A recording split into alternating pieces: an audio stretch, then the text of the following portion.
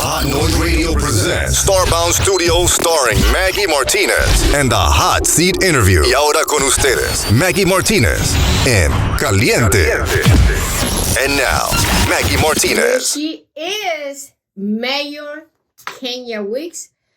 Faces 6 challengers in the primary-only contest for Senate District 34 to replace long-serving winless endorsed Senator Valencia C., which is my senator, who has retired and endorsed Miss Wicks, Mayor Wicks, her former chief of staff and retired Army mayor. This is very important, especially for those veterans out there. Come out and vote. Throughout her 30 years of Army service, Ms. Wicks demonstrated unparalleled leadership, competence, loyalty, and dedication before retiring. Since her retirement, she has served as the vice chair of the Fayette County Democratic Committee and promoted the interests of children in foster care as court-appointed special advocate, short-term CASA. The district includes portions of Clayton and Fayette County. She is running on a platform which include advocacy for community-based mental health services, improvement to public education, the expansions of Medicaid, and the restoration of reproductive freedom. Read more about her background, other issues which are part of her platform on her website, vote for 4, kenyawicks.org. In addition of her winless endorsement, which a lot of people need to understand how important a win endorsement is. They are very strict when it comes to endorse candidates for running for office, but they focus on women, okay? Endorsement from Senator C. She has been endorsed by Vote Vets, Senator Derek Mallow, Representative Derek Jackson, and former Representative Camilla Jackson and Bill Virgin Flood. Additional endorsements include Fayetteville Mayor Edwards Johnson, Fayette County Commissioner Charles Rosset, and Fayetteville Council members Joe Clark and Derry Langford. Welcome, Kenya Wicks, to the Hot Seat Interview. Well, thank you for having me. For me, it's a pleasure. Veterans, you know how it is. We are recording early, so it's important that you know that the mayors are strict, like today is this time, at this time, and make sure you're on point. For women, it's very difficult to get into office. It's very difficult. People say, oh, no, it's just saying you are equal. No, we're not equal when it comes to campaign.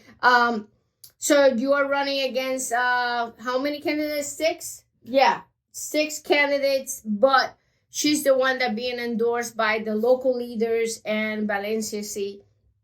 So electing women is setting records this year in terms of women running for office. Isn't that awesome? So tell me, in this campaign, how difficult has been to, get elected?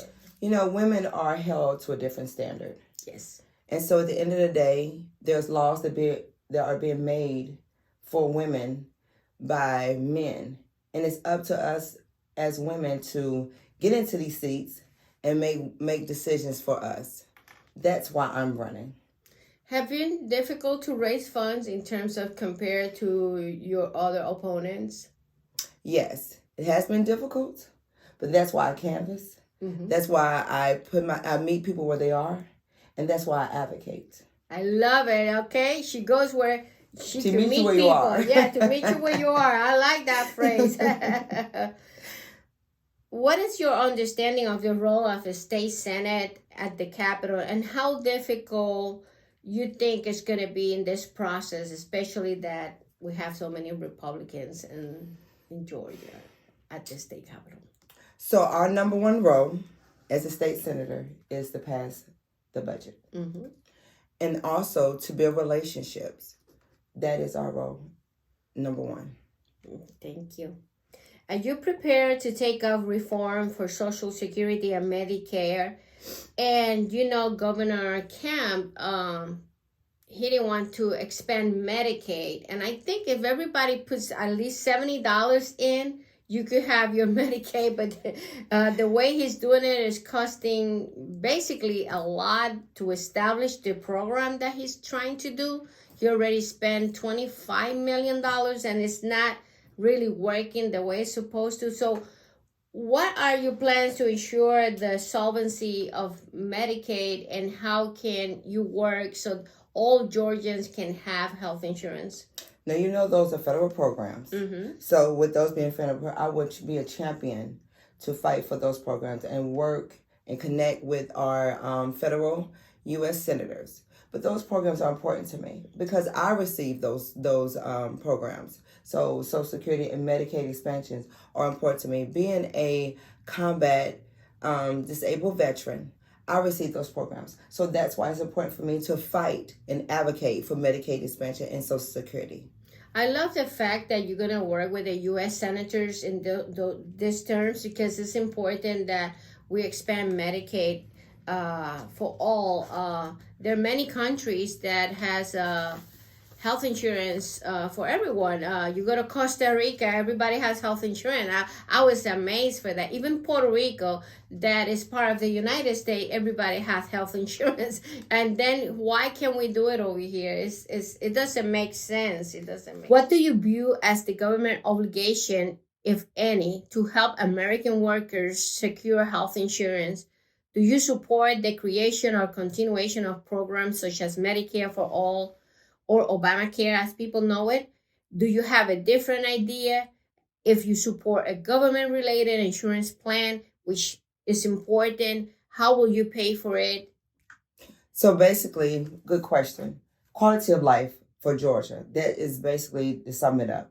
And yes, I support healthcare for all, Medicaid expansion, and because, like I said, as a 30-year Army veteran, I receive those benefits, and it's important to be a champion and advocate for those federal programs. Well, you know, America faces a great uncertainty today.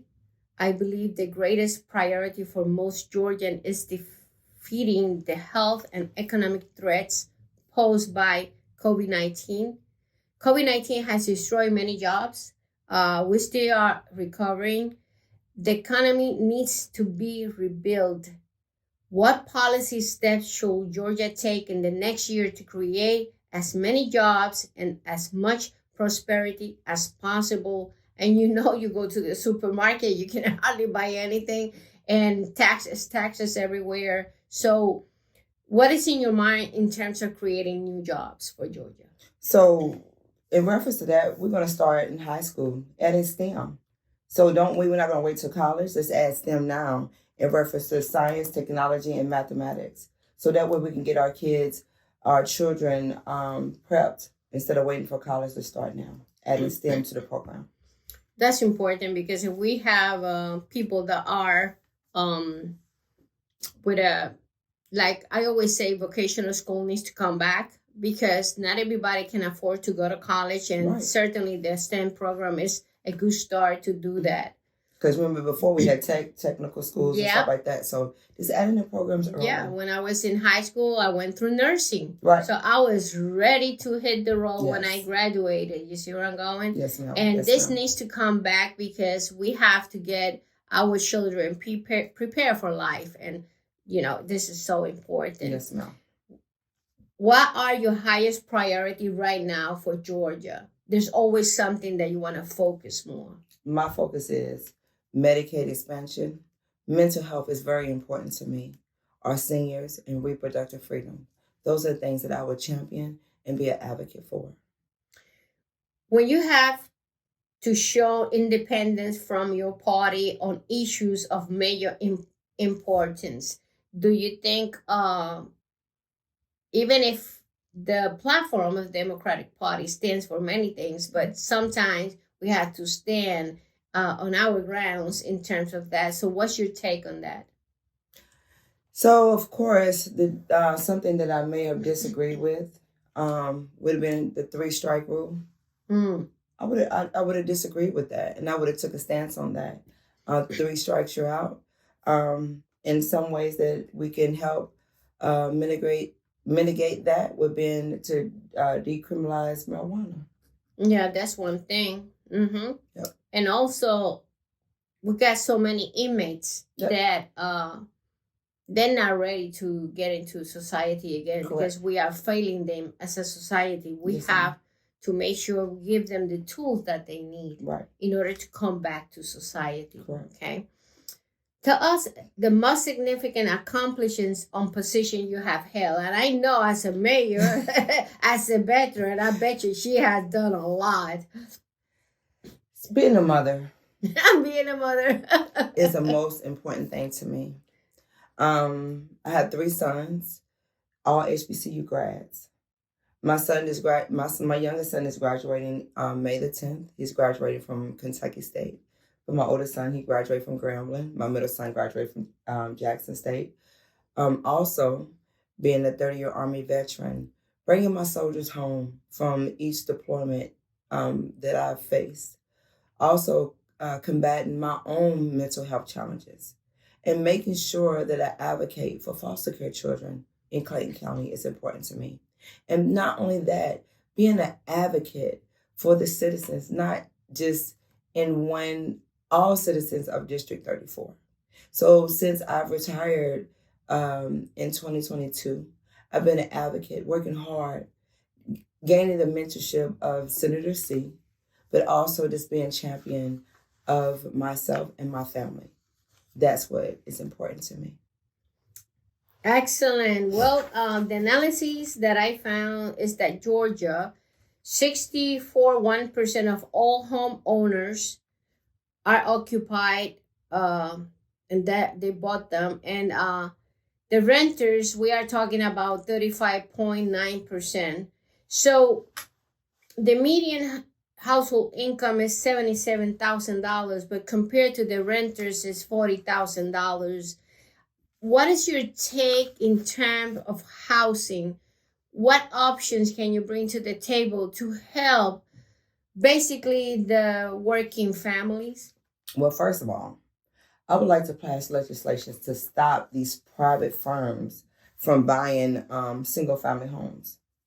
And then also try to raise the minimum wage from $5.15 to $15 an hour. And then lastly, try to expand the Homestead Act. So that way they will not tax our seniors out of their homes. Okay. It's important that we mention that W.E. Upjohn Institute, many businesses leaders fear that any increase on the minimum wage will pass on to consumers through prices increase, thereby slowing spending and economic growth. But that may not be the case.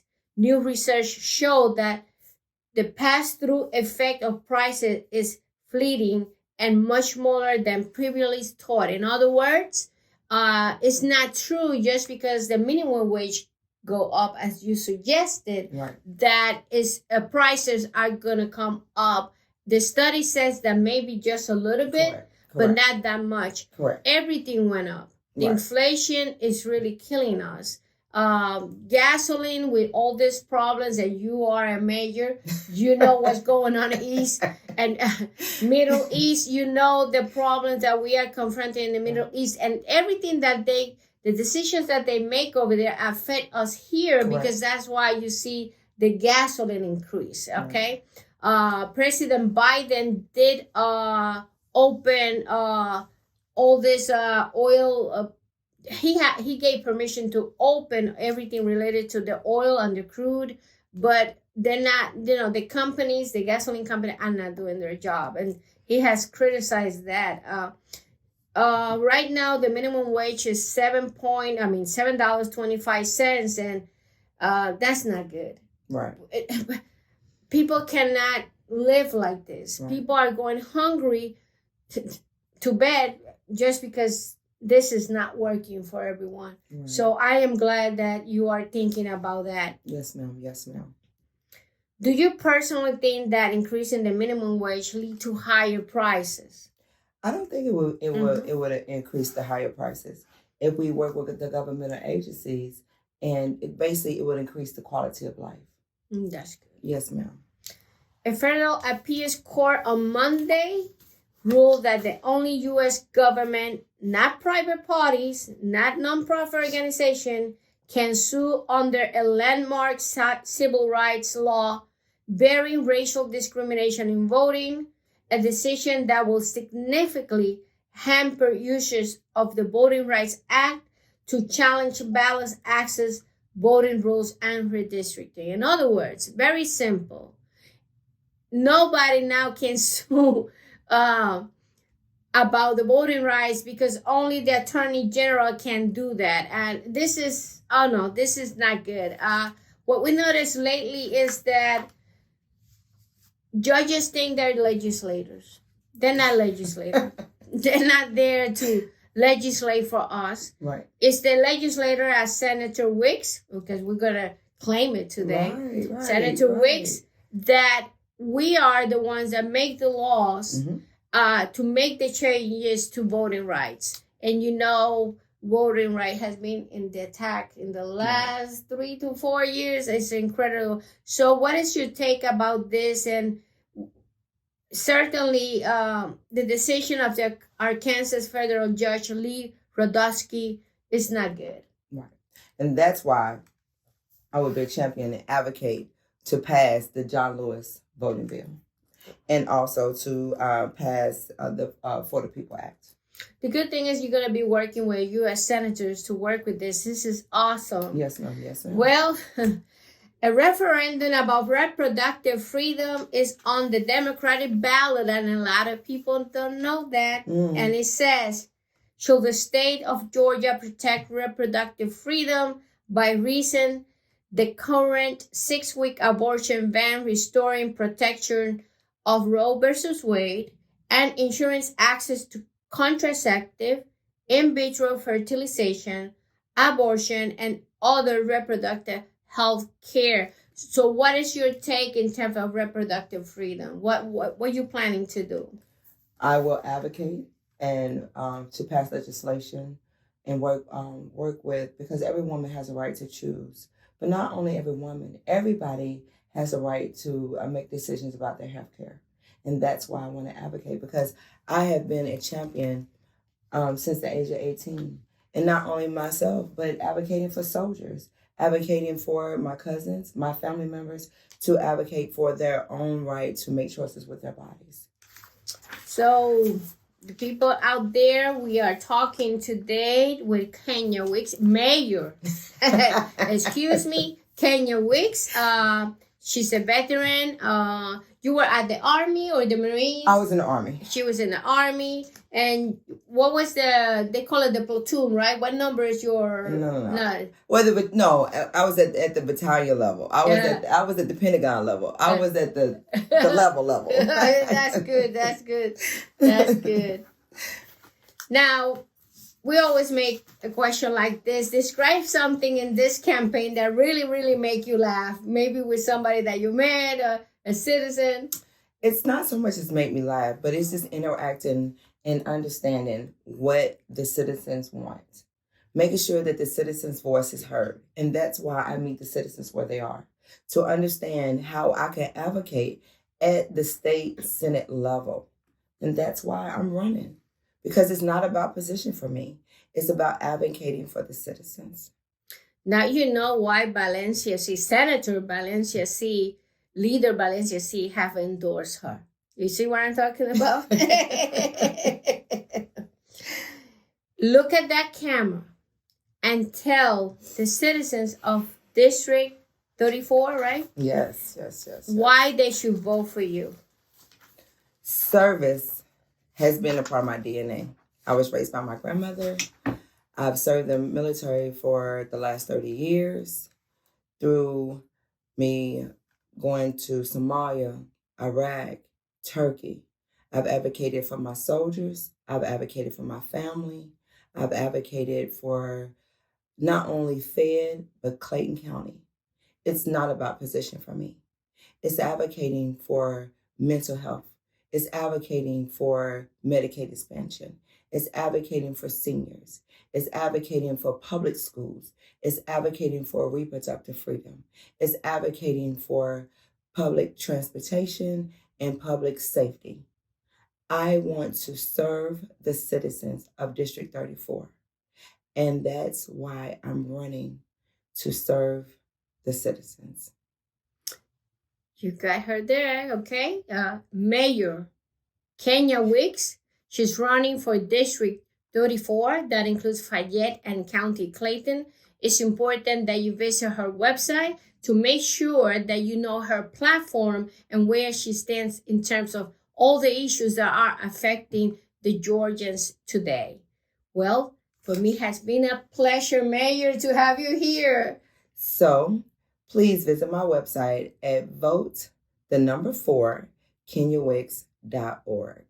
Thank you for coming. Thank you so much. It's a privilege for me to have you at the Hot Seat interview. Now, don't forget that I wrote a book. It's called The Secrets of Campaigning. So you think you can run. You can find it in Amazon to make sure all those ladies there are running for office know exactly what to do step by step. Well, this is Maggie Martinez, the Hot Seat interview. Until next time.